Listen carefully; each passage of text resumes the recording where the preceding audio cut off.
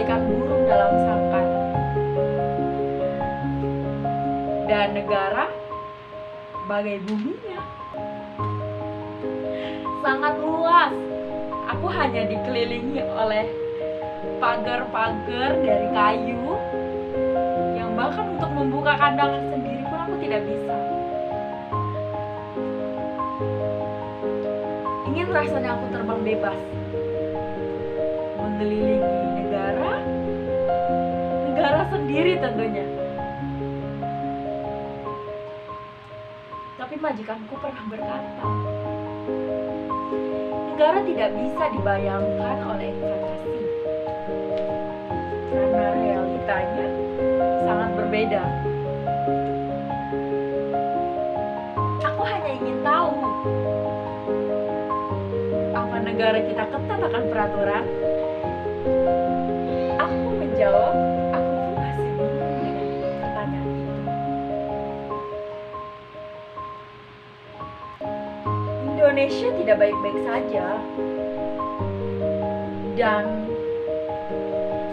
tidak ada dokter untuk menangani Indonesia, karena yang membuat masalah dia dan yang menyelesaikan kita semua.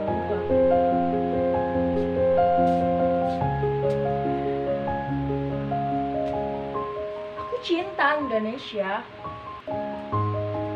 tapi karena aku rakyat kecil, bahkan untuk saran dan kritik pun kami hanya angin lalu. Tidak ada apa-apanya dibandingkan mereka.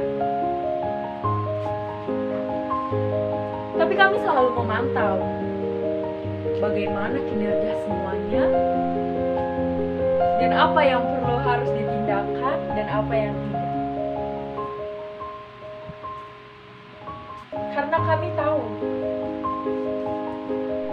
ada pepatah pernah berkata, ketika teman kalian sedang kesusahan atau salah jalan, maka ingatkanlah.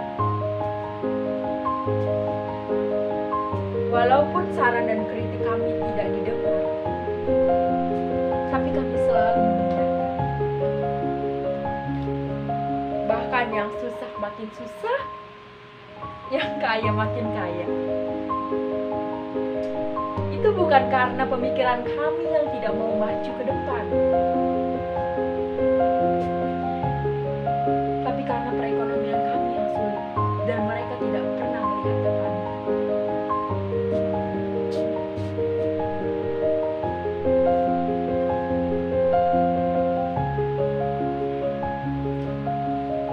Kami tidak pernah meminta lebih, bahkan hidup kami bahagia. Kami tidak pernah tahu permasalahan Indonesia, tapi kami selalu dilibatkan. Kami tidak pernah mendengar parti-parti Indonesia, tapi kami selalu direpotkan. Terkadang kami lucu ketika ada kesempatan, kami dikesampingkan. Tetapi ketika ada masalah, kami diutamakan.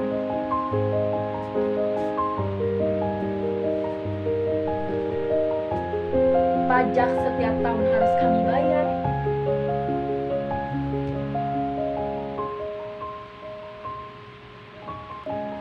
Karena kami tahu, semua tidak ada yang gratis.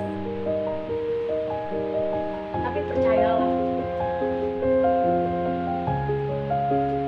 kami tidak akan berbuat macam-macam ketika tidak ada yang memanci-manci kami.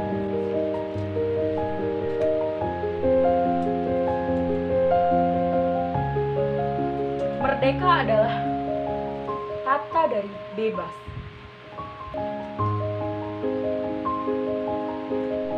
Bahkan di negara kita, kata bebas itu tidak berlaku.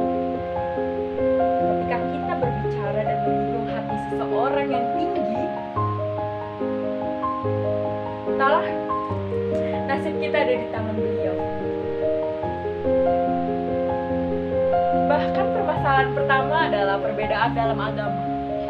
Itu pemacuan utama.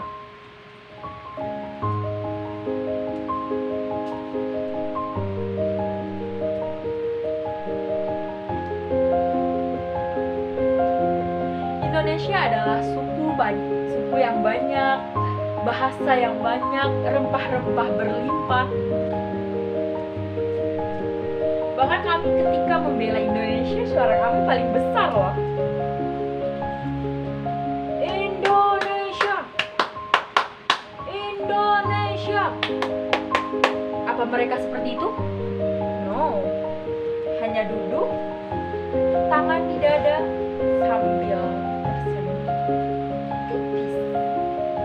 Tidak seperti kami yang selalu antusias, karena menurut kami ini adalah negara tercinta yang harus kami dukung, walaupun di dalamnya tidak ada yang mendukung kami. Ekonomi menjadi hambatan dalam warga miskin. Bahkan untuk menjenjang ke sebuah pendidikan yang lebih tinggi pun kami selalu mikir ke depan kami bisa atau tidak seperti mereka. Kami yang berusaha untuk berpendidikan tinggi agar kami tahu bahwa negara kami membutuhkan apa, agar kami menyiapkan. Karena sesungguhnya kami tidak ingin menjadi warga yang tidak bisa berbuat apa-apa untuk negara.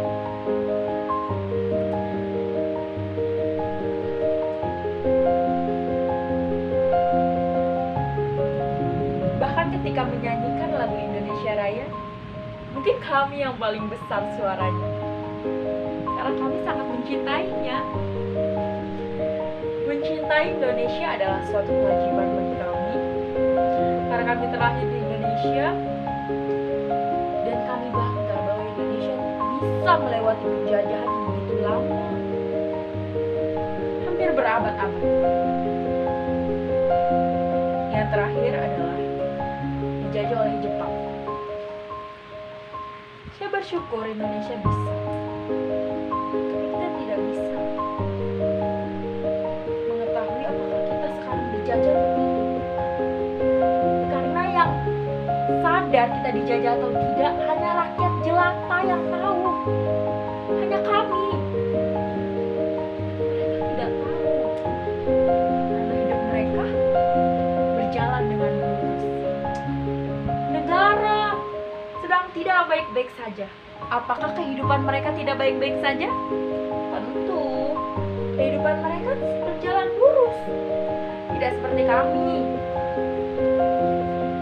Di rumah mempunyai anak banyak, orang tua di PHK, dan kami tidak boleh kemana-mana. Seperti burung dalam sarang. Ngomong untuk keluar rumah aja kami harus social distancing. It's okay. Itu nomor pertama. Social distancing itu baik. Tapi ketika orang tua kami di PHK, bagaimana dengan masa depan kami yang rakyat jelata? Meminta kepada siapa? Meminta kepada bapak yang sedang duduk di kursi. Bahkan mereka saja memikirkan gimana caranya untuk berkorupsi.